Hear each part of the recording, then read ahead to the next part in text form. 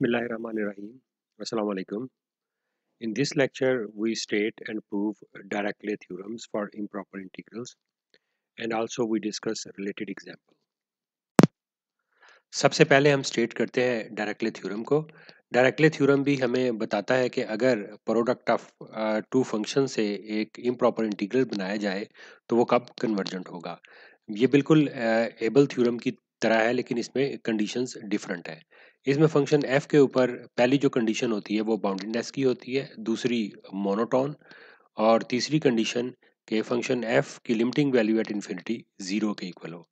और जी के ऊपर जो कंडीशन होती है वो ये है कि हम एक डेफिनेट इंटीग्रल बनाते हैं जी के, जो कि एक फंक्शन होता है कैपिटल एक्स का, तो इसे बाउंडेड होना चाहिए for every capital X greater than a. इससे मुराद ये है कि जैसे हम अगर capital F of x consider कर लेते हैं a to capital X g of x d x, तो फिर हमने प्रूव करना होगा कि ये फंक्शन एफ ऑफ एक्स जो है that function is bounded, means f of x mod is less than equal to some k, where k is some positive number for all x is, अगर ये capital x लिखा हुआ है तो capital x is greater than equal to a। और able theorem में जो conditions होती थी वो डिफरेंट कुछ इस लिहाज से होती थी। उसमें जो f के ऊपर कंडीशन थी वो एक बाउंडेडनेस की कंडीशन थी, और दूसरी कंडीशन मोनोटोन की थी, और उसके बाद एक हम इंटीग्रल जी के ऊपर जो कंडीशन थी वो ये थी कि अगर ये इम्प्रॉपर इंटीग्रल जी एक्स डी एक्स है तो ये हमारे पास कन्वर्जेंट होना चाहिए। लेकिन जब हम बात करते हैं डायरेक्टली थ्योरम की तो इसमें कंडीशंस जो है वो इस लिहाज से डिफरेंट हो जाती हैं कि फंक्शन एफ के ऊपर अब तीन कंडीशन है। एक कंडीशन यही बाउंडेडनेस की है, दूसरी कंडीशन है मोनोटोन, यानी इसको या तो इंक्रीजिंग होना चाहिए या डिक्रीजिंग होना चाहिए, और थर्ड इसकी लिमिटिंग वैल्यू है कि वो ज़ीरो को अप्रोच करे as x approaches to infinity. और इसके बाद जो जी के ऊपर कंडीशन है वो ये है कि हम एक फंक्शन कंस्ट्रक्ट करते हैं a to capital X g of x d x, इस फंक्शन को बाउंडेड होना चाहिए। अब हम आते हैं proof of the directly theorem की तरफ। सबसे पहले हम रिकॉल करते हैं कि जो कंडीशंस हमें गिवन थी फंक्शन एफ के ऊपर, जो तीन कंडीशंस थी उसमें एक कंडीशन जो थी वो बाउंडेडनेस की थी, दूसरी कंडीशन थी जो थी वो मोनोटोन की थी, और तीसरी कंडीशन जो है वो हमारे पास थी कि इसकी लिमिट ज़ीरो को अप्रोच करे as x approaches to infinity. और जी के ऊपर जो कंडीशंस थी वो थी कि एक हम फंक्शन कंस्ट्रक्ट करते हैं ए टू कैपिटल एक्स और जी एक्स डी एक्स, ये हमारे पास बाउंडेड फंक्शन होना चाहिए। यानी जी को बाउंडेड नहीं होना चाहिए, उससे जो इंटीग्रल हम एक कंस्ट्रक्ट करके फंक्शन बनाते हैं वो बाउंडेड होना चाहिए। तो सबसे पहले हम यूज़ करते हैं बाउंडेडनेस और मोनोटोनिसिटी को, जो कि हमें हेल्प करता है कि हम फिर सेकंड मीन वैल्यू थ्योरम को यूज़ कर सकें।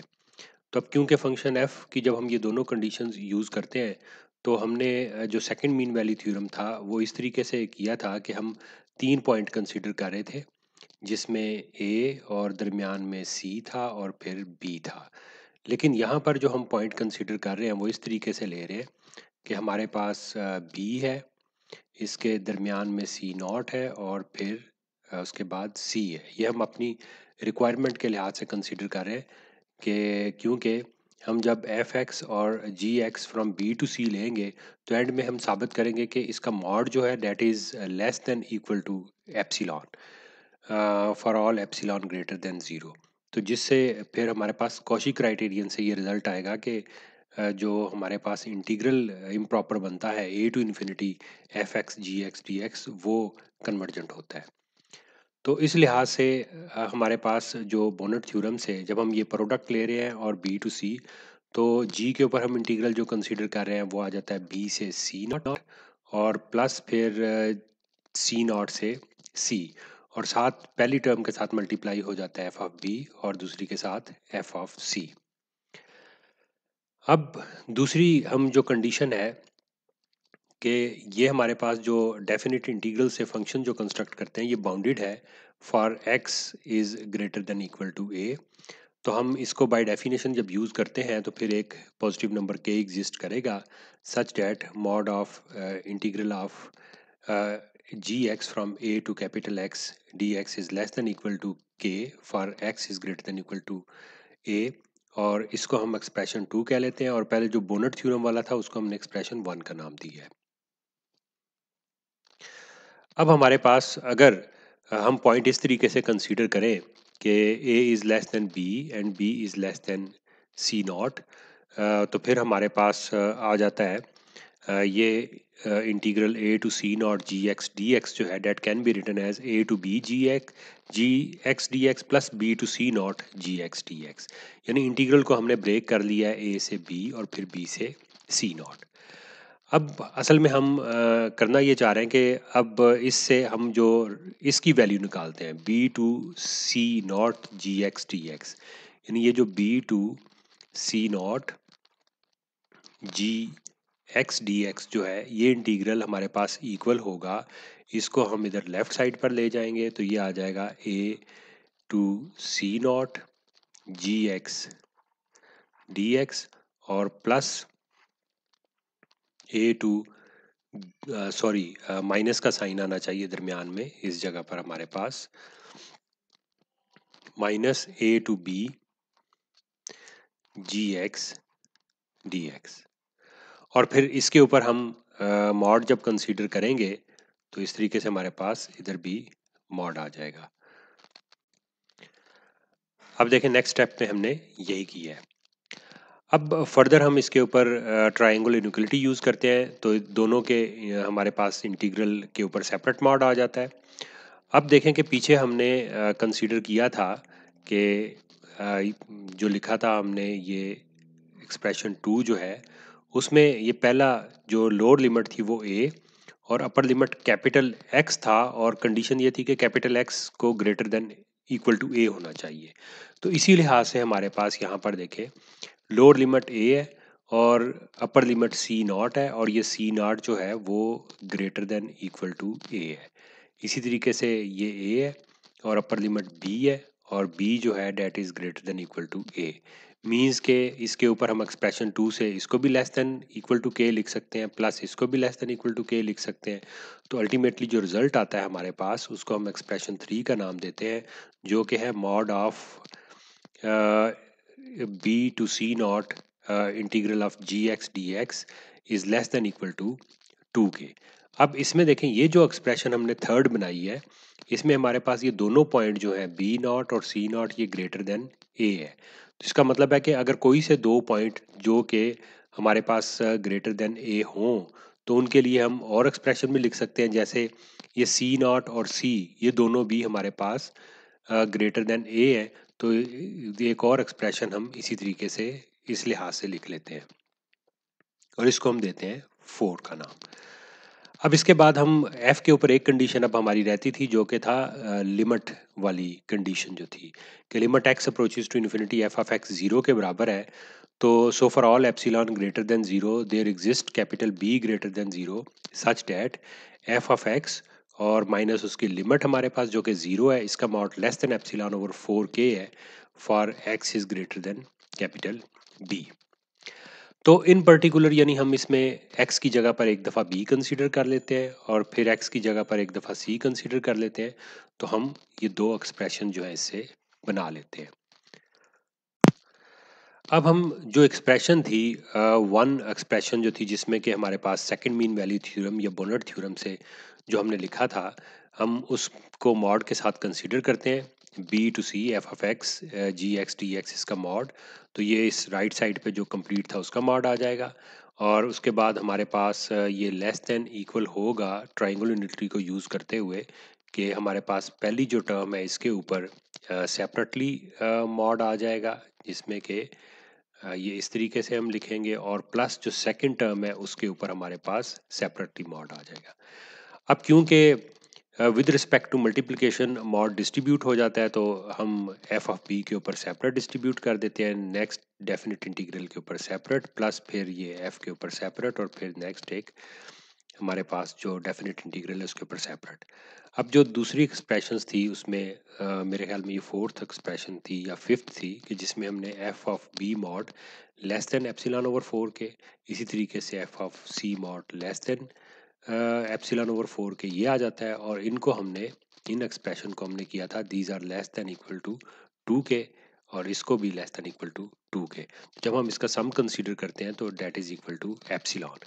यानी हमने साबित कर दिया कि ये हमारे पास जो डेफिनेट इंटीग्रल है इसका मॉड हर एप्सिलॉन से छोटा है for b c greater than capital B.